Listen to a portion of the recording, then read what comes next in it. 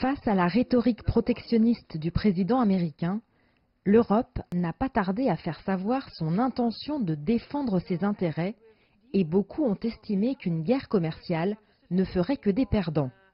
C'est aussi le point de vue de Jean-François Di Meglio, président d'un institut de recherche spécialisé sur l'Asie, qui y voit surtout une redéfinition des termes de l'échange. On avait l'impression, jusqu'à une période récente, que le multilatéralisme et que la progression de l'abaissement de tous les droits de douane de façon universelle, c'était une chose acquise.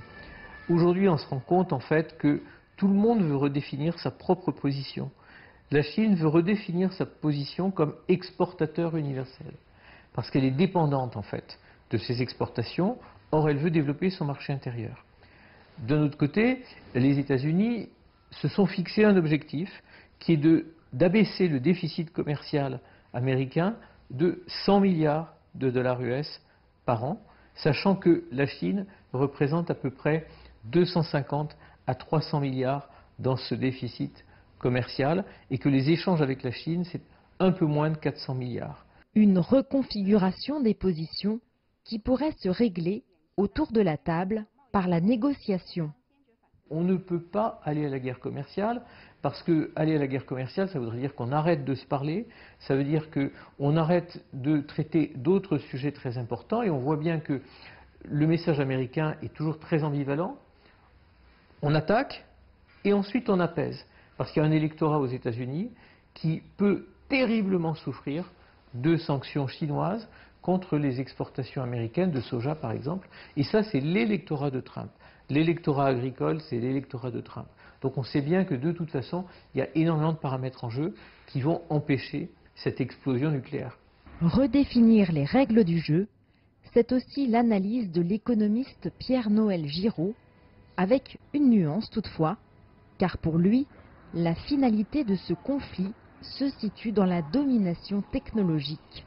Les enjeux sont très importants parce qu'à mon avis, ça marque la fin d'une certaine phase déglobalisation et le début d'une autre. Ça marque la fin de la phase libérale ou libre-échangiste déglobalisation et ça nous fait rentrer, me semble-t-il, dans une nouvelle phase qu'on pourrait qualifier de mercantiliste. Et pas nécessairement protectionniste, mais mercantiliste. Et l'enjeu de cela, c'est certainement pas l'acier ou l'aluminium, c'est la domination technologique et par conséquent la domination économique du monde. Une lutte de titans dans laquelle l'Europe ne tirera son épingle du jeu qu'en se remettant à niveau sur le plan technologique. En Europe, on n'a même pas réussi à faire des GAFA. Oui. Grâce à sa politique mercantiliste, la Chine a des équivalents des GAFA, qui sont les seuls concurrents aujourd'hui des GAFA américains. En Europe, on n'a pas su faire ça. Donc je pense qu'il est temps que nous pratiquions nous aussi, puisque les autres le font, les deux autres grands pôles, la Chine, les États-Unis, mais demain l'Inde aussi. Nous devrions nous aussi avoir une politique mercantiliste stratégique visant, non pas l'hégémonie, mais visant à conserver sur le territoire européen des entités à la pointe de la technologie mondiale, au même niveau que la Chine et les États-Unis.